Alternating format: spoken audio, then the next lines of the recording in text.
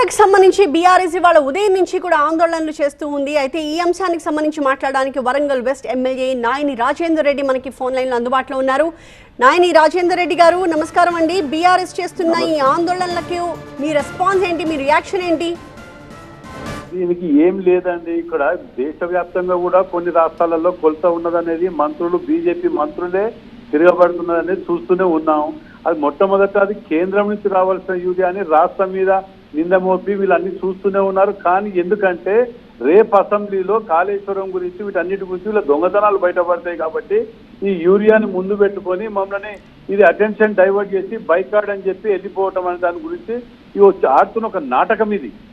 దీనిని వాస్తవానికి మనం కొట్టాడి కేంద్రం నుంచి మాట్లాడాలి, దాన్ని చేయాలి. గతంలో 10 ఏళ్ళు వీళ్ళు కలిసి సంసారం చేసిన వాళ్ళే కదండి. ప్రతిదానికి డిమానిటేషన్ కాడికి వెళ్ళి మొదలు పెడితే ప్రతిది కూడా వీళ్ళు అక్కడ తీర్మానం చేసి పంపిన వాళ్ళే మీదికి.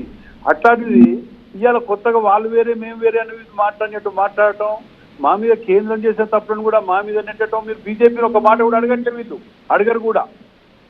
రేపటి కార్యక్రమాన్ని తప్పించుకోవటానికి వీళ్ళ దొంగతనాలు బయటపడుతున్నాయి. రేపు వీళ్ళ చరిత్రహీనులుగా మిగిలిపోతున్నారు కాబట్టి రాష్ట్రాన్ని ఏ విధంగా దోస్తదిన్నారో ఇవన్నీ బట్టబయలవుతాయి కాబట్టి వీటిని దృష్టిలో పెట్టుకొని ముందు పెట్టుకొని అసెంబ్లీలో రేపు దీని మీద పట్టుబడతాం. హరీష్ రావు గారు అంటున్నారు దీని మీద పట్టుబడతామని. దీన్ని పట్టుబడతారు. అక్కడికి పీపీపీటీఏ మోడల్ దానికి ఇవ్వనప్పుడు ఏం చేస్తారు, కొత్త సాంప్రదాయాన్ని పట్టుకొచ్చి పెట్టి దీని ద్వారా అవతల పడదామనే ఆలోచనలు ఉన్నారు వీళ్ళు. కానీ 10 ఏళ్లలో లేని ఈ ఎరువుల సమస్య ఇప్పుడే ఎందుకు వచ్చింది అని ప్రశ్నిస్తోంది. తమ పార్టీ అధికారంలో ఉన్నప్పుడు చాలా ప్లానింగ్తో వ్యవహరించింది, ముందు జాగ్రత్తగా బఫర్ స్టాక్స్ పెట్టుకున్నాము, కానీ ఈ ప్రభుత్వం అందులో విఫలమైంది అంటున్నారు.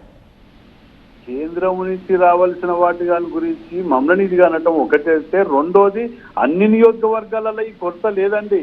కొన్ని నియోజకవర్గాలల్లో వీళ్ళు ఏం చేస్తారంటే ఆ చెప్పులను పెట్టించో లేకపోతే వాళ్ళని పెట్టించో పేమెంట్ వీళ్ళని పెట్టించో కొంచెం కొరత ఉన్నమాట వాస్తవం, అందరం ఒప్పుకోవాలి. కానీ దాన్ని భూతత్వంలో పెట్టి చూపించేంత సినిమా లేదు అనేది వీళ్ళకి తెలుసు. కానీ ఈ నాటకాలు ఆడుకుంటే దీన్ని తప్పులో పట్టించేవారని చేస్తున్నారండి. సో అంటే సమస్య ఉంది కానీ వీళ్ళు చూపిస్తున్నంత తీవ్రంగా లేదంటున్నారా మీరు? అవునండి, దీన్ని వీళ్ళు చూపిస్తున్నంత లేదు. కొన్ని నియోజకవర్గాలలో ఉన్నది అందలేకపోవటమో ఇంకేదేని వల్ల ఉన్నమాట వాస్తవం. కానీ వీళ్ళు అనుకున్నంత లేని దాన్ని పట్టుకొని వీళ్ళు తప్పించుకోవటం కోసం రేపటి దాని గురించి దృష్టి పెట్టుకొని కాంగ్రెస్ పార్టీని బదనం చేయడానికి వీళ్ళకి ముందు పెట్టి రేపు వీళ్ళు తప్పించుకోవటమే ముఖ్య ఉద్దేశం అండి. కానీ ఇప్పుడు ప్రభుత్వ పరంగా మీరేం చెప్తారు? ఎంత కొరత ఉంది యూరియాకి? దానికి ప్రభుత్వం ఎలాంటి ప్రయత్నాలు చేస్తోంది యూరియాని రప్పించడానికి? ఇవాళ ఉదయాన కూడా మంత్రివర్యులు ముఖ్యమంత్రి గారితో ఇట్లా మాట్లాడినప్పుడు కూడా ఢిల్లీకి మాట్లాడి వాటి వీలైన కాడికి మాకు ఇమ్మీడియట్ పంపించాలని చెప్పి చాలాసార్లు లెటర్లు పెట్టడం, ఫోన్లు చేసి మాట్లాడటం, రిక్వెస్ట్ చేయటం అన్నీ చేస్తామండి. ఇదివరకు మాత్రం వీళ్ళు మాత్రం ఎప్పుడు కేసీఆర్ గారు ఎప్పుడు పోయి మాట్లాడిండండి, ఎప్పుడు తెచ్చింది హరీష్ రావు గారు అన్నట్టు కేసీఆర్ గారు ఫాలోఅప్ చేసిండు, ఎంబడి పోయిండు. ఢిల్లీకి ఎప్పుడైనా పోయి ఫాలోఅప్ చేసిన సందర్భాలు, మంత్రులను కలిసిన సందర్భాలు ఉన్నాయా అండి? అనుకోకుండా అది వచ్చింది. వాస్తవానికి దాన్ని అందరం సహకరించి సమస్య పరిష్కారం చేయాలని చూడాలి. కానీ ఎవరైనా కావాలని తీసుకురాకుండా లేకపోతే ఇస్తా అంటే వద్దనకుండా లేదంటే ప్లానింగ్ లేకుండా అని చెప్పి మాట్లాడటం అనేది అది మంచి పద్ధతి కాదండి. దాని పరిష్కారానికి వీలైన తొందర అన్ని తీరుల ఎఫర్ట్స్ పెట్టి దాన్ని ప్రయత్నం చేస్తూనే ఉన్నాం మేము దాన్ని.